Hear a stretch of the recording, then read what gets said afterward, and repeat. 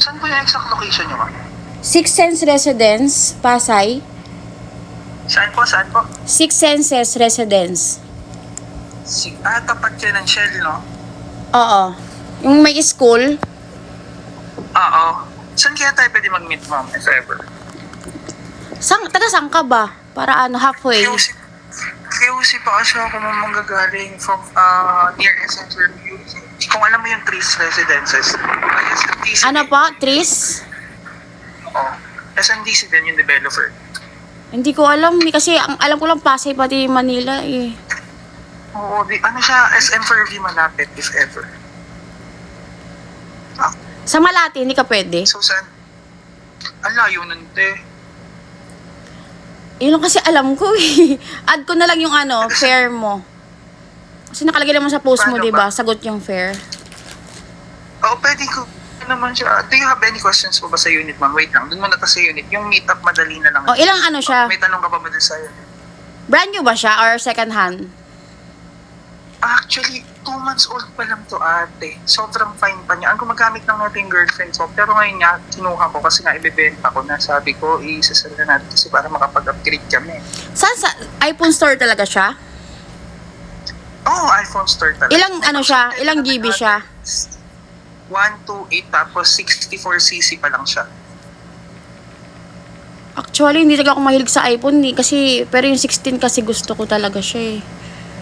Ito maganda. Color pink ba, di ba? Oo. Bihira lang pink eh. Kailan pwede mag-meet up? Ikaw, ma'am, saan kaya pwede, if ever? Sa Malate na lang, tapos add na lang ako ng pamasahe mo. Kasi doon ako malapit Anong oras eh. mo kaya kung sakali? Ikaw, anong oras ka pwede?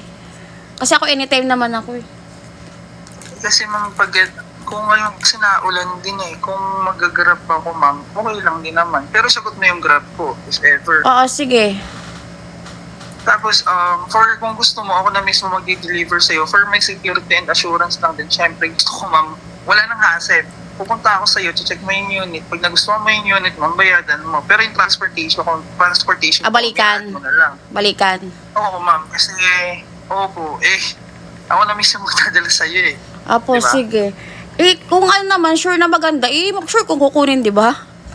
100% ate, hindi kita sisingilin kapag hindi mo kinuha, pero kailangan valid yung reason mo ha. Kunyari, kasi ganito, ganyan. Hindi, kailangan Hindi kasi talaga, hawak ko naman yung pera eh. Talagang gusto ko talaga siya kunin eh. Sure buyer to, be. Ayun, so ayun, explain ko lang yung unit. Apa. Ito is 2 months old, tapos complete with receipt pa din naman siya, with box, lahat kompleto, factory unlock, open line siya, kahit sa network. Opo. Tapos Sige. 64 cyclone pa lang siya. Kaya, Ayun, so, tapos yung pag nagustuhan ko so, siya, doon ko na ibabayad sa'yo, di ba, yung cash? Siyempre, alam ka naman payata mo nang wala ka pang Okay, sige po. Usap lang kayo sa oras, ha? Ngayon ba? Or bukas? Ngayon, or ikaw, bahala ka kasi, free naman ako eh. Ang problema kasi is gabi na. Gusto mo ba, so ba ipa-deliver ko na lang dyan sa'yo? Sige, paano? Kasi umuulan din kasi ni... Bay, ma-accept ba kaya pag mahirap pa naman pag delivery pag umuulan. Siguro tingin ko pwede naman ipa-deliver ko na lang sa'yo. Tapos check mo dyan ng maayos. Pag nagustuhan mo, pwede mo akong bayadan ng full na. Kapag hindi mo naman nagustuhan, hawakan mo lang unit ko. Sige, basta ha? Ibabayad ko pag nahawakan ko na yung unit. Kung may tiwala ka sa akin. Oo. Hindi. Ang mangyayari na lang is, for me, as my end, kahit naman siguro ikaw, payag ka pa, cellphone mo ngayon, bebenta mo sa akin. Pagdating dito, check ko muna, tsaka ako babayadan. Kasi, Siyempre, di ka din papayag na. mahilig ka. Ang ginagawa ko